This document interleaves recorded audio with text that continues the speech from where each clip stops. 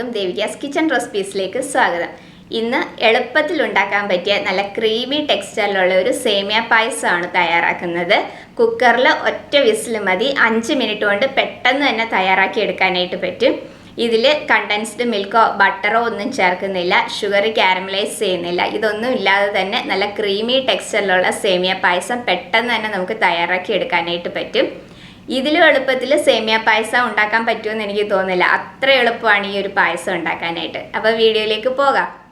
സേമിയ പായസം ഉണ്ടാക്കാനായിട്ട് ഞാനിവിടെ 1/2 കപ്പ് സേമിയാണ് എടുത്ത് വെച്ചിരിക്കുന്നത്. ഇതിപ്പം റോസ്റ്റ് ചെയ്യാത്ത സേമിയാണ്. അപ്പം അതുകൊണ്ട് നമുക്ക് നെയ്യിൽ നന്നായിട്ടൊന്ന് റോസ്റ്റ് ചെയ്തിട്ട് വേണം എടുക്കാനായിട്ട്. ഇനിയിപ്പോൾ നിങ്ങൾ റോസ്റ്റ് ചെയ്ത സേമിയാണ് എടുക്കുന്നതെന്നുണ്ടെങ്കിലും ജസ്റ്റ് നെയ്ക്കകത്തിൽ ഒന്ന് ചെറുതായിട്ട് റോസ്റ്റ് ചെയ്തിട്ട് വേണം പായസം ഉണ്ടാക്കാനായിട്ട്. ഇതിപ്പോൾ നല്ല എളുപ്പത്തിൽ ഉണ്ടാക്കാൻ പറ്റിയ ഒരു സേമിയ പായസമാണ്. നമുക്ക് കുക്കറിൽ ഒരൊറ്റ വിസിൽ മതി, 5 മിനിറ്റ് കൊണ്ട് എളുപ്പം തന്നെ ഉണ്ടാക്കാൻ പറ്റും. നല്ല ക്രീമി ടെക്സ്ചറിലുള്ള സേമിയ പായസം കിട്ടും. അപ്പോൾ ഈ ഒരു എമൗണ്ടിൽ ഉണ്ടാക്കുകയാണെങ്കിൽ 6 പേർക്ക് കുടിക്കാനുള്ള പായസം കിട്ടും. അപ്പം ഞാൻ ഇതിന് മുന്നിട്ട പാലട പായസത്തിന്റെ വീഡിയോയിൽ കുറച്ച് പേര് ചോദിച്ചിട്ടുണ്ടായിരുന്നു. അത് കാരണമാണ് എത്ര പേർക്കുള്ള അളവാണെന്നുള്ളത് ഞാൻ പറഞ്ഞത്. അപ്പൊ ഈ സേമിയ നമുക്ക് ഇനി ഒന്ന് റോസ്റ്റ് ചെയ്തെടുക്കാം. അപ്പൊ ചൂടായ കുക്കറിലേക്ക് നമുക്ക് 1 ടേബിൾ സ്പൂൺ നെയ്യ് ചേർത്ത് കൊടുക്കാം. അതിലേക്ക് സേമിയ ചേർത്ത് കൊടുക്കാം. ഇനി ഫ്ലെയിം കുറച്ച് വെച്ചിട്ട് നമുക്ക് ഈ സേമിയ നന്നായിട്ടൊന്ന് റോസ്റ്റ് ചെയ്തെടുക്കാം. ഫ്ലെയിം കുറച്ച് വെച്ചിട്ട് തന്നെ റോസ്റ്റ് ചെയ്യണം, അല്ലെങ്കിൽ പെട്ടെന്ന് തന്നെ കരിഞ്ഞു പോകും. ചെറുതായിട്ടൊന്ന് കളർ ചേഞ്ച് ആവാനായിട്ട് തുടങ്ങുമ്പോൾ നമുക്ക് ഇതിലേക്ക് പാല് ചേർത്ത് കൊടുക്കാം.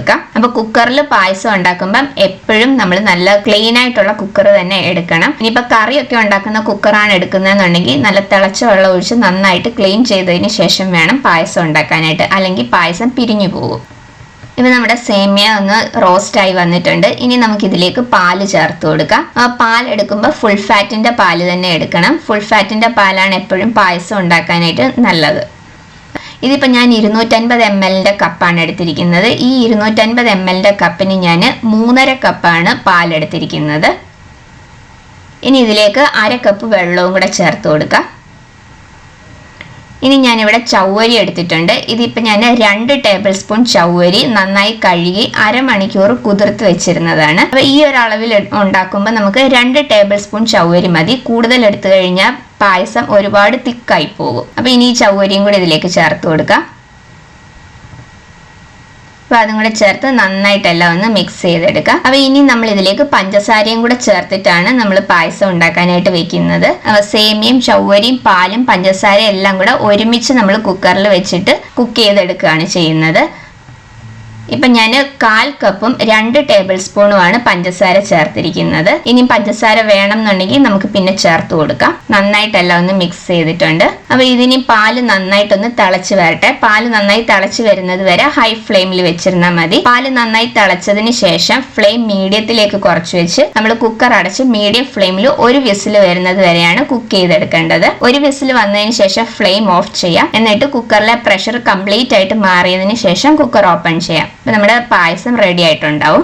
ഇപ്പൊ ഞാൻ മധുരം നോക്കിയപ്പോൾ കുറച്ച് മധുരം കുറവുണ്ട്. അപ്പൊ അത് കാരണം ഞാൻ 1 ടേബിൾ സ്പൂണും കൂടെ പഞ്ചസാര ചേർത്ത് കൊടുക്കുകയാണ്. അപ്പൊ മൊത്തത്തിൽ ഞാൻ 1/4 കപ്പും 3 ടേബിൾ സ്പൂണുമാണ് പഞ്ചസാര ചേർത്ത് കൊടുത്തിരിക്കുന്നത്. ഈ ഒരു അളവിൽ ഞങ്ങൾക്ക് ഇവിടെ ഒരു മീഡിയം മധുരം കിട്ടിയിട്ടുണ്ട്. ഇനിയിപ്പൊ നല്ല മധുരം വേണമെന്നുള്ളവർക്ക് 1/2 കപ്പ് പഞ്ചസാര ചേർത്ത് കൊടുക്കാം. അപ്പൊ പാല് നന്നായി തിളച്ചു വന്നു. ഇനി നമുക്ക് കുക്കർ അടച്ചു വെച്ച് ഒന്ന് കുക്ക് ചെയ്യാം. ഇപ്പം ആ കുക്കറിൻ്റെ പ്രഷറൊക്കെ കംപ്ലീറ്റ് ആയിട്ട് പോയിട്ടുണ്ട്. ഇനി നമുക്ക് ഈ കുക്കർ ഓപ്പൺ ചെയ്യാം. ഇപ്പോൾ നമ്മുടെ സേമിയ പായസം ഇവിടെ റെഡി ആയിട്ടുണ്ട്. നല്ല എളുപ്പത്തിൽ ഉണ്ടാക്കാൻ പറ്റിയ ഒരു സേമിയ പായസമാണ്. നമ്മൾ പഞ്ചസാരയും കൂടെ ആദ്യം ചേർത്തിട്ട് വെച്ച് കഴിഞ്ഞാൽ സേമിയയും ചവ്വരിയൊക്കെ നന്നായിട്ട് വെന്ത് കിട്ടും. അതിലൊന്നും ഒരു ടെൻഷനും വേണ്ട. നമ്മുടെ സേമിയൊക്കെ നന്നായിട്ട് വെന്ത് വന്നിട്ടുണ്ടോ എന്നൊന്ന് നോക്കാം.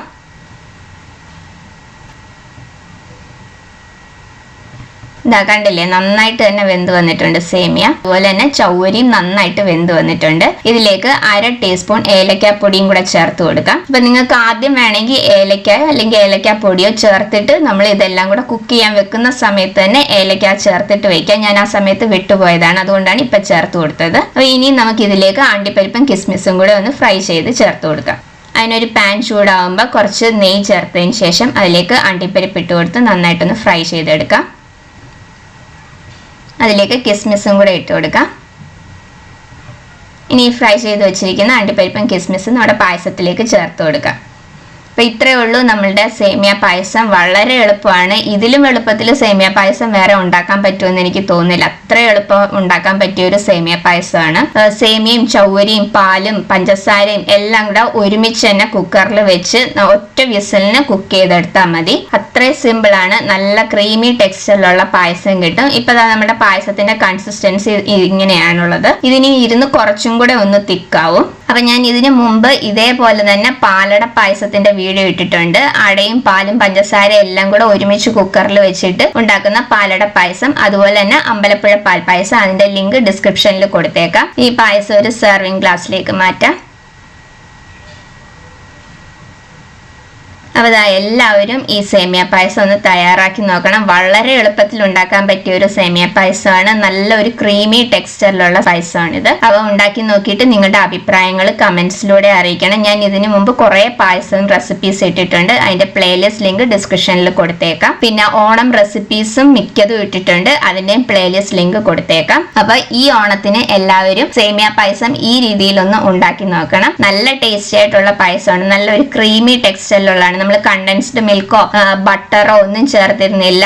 ഷുഗർ കാരമലൈസ് ചെയ്തിട്ടും ഇല്ലായിരുന്നു. അതൊന്നും ഇല്ലാതെ തന്നെ നല്ല ക്രീമി ടെക്സ്ചറിലുള്ള പായസം കിട്ടിയിട്ടുണ്ട്. ഇപ്പൊ ഇതൊരു 2 മണിക്കൂർ കഴിഞ്ഞതിന് ശേഷം ഇത്രയും തിക്നെസ് വന്നിട്ടുണ്ട് നമ്മുടെ പായസത്തിന്. ഒരുപാട് തിക്കായിട്ടും ഇല്ല, ഒരുപാട് ലൂസായിട്ടും അല്ലതാ. നല്ലൊരു ക്രീമി ടെക്സ്ചറിൽ. ട്രൈ ചെയ്ത് നോക്കിയിട്ട് നിങ്ങളുടെ അഭിപ്രായങ്ങൾ കമന്റ്സിലൂടെ അറിയിക്കണം. വീഡിയോ ഇഷ്ടമായിട്ടുണ്ടെങ്കിൽ ലൈക്ക് ചെയ്യാനും ഷെയർ ചെയ്യാനും സബ്സ്ക്രൈബ് ചെയ്യാനും മറക്കരുത്. അപ്പൊ അടുത്ത വീഡിയോയിൽ വേറൊരു നല്ല റെസിപ്പി ആയിട്ട് കാണാം. Thank you.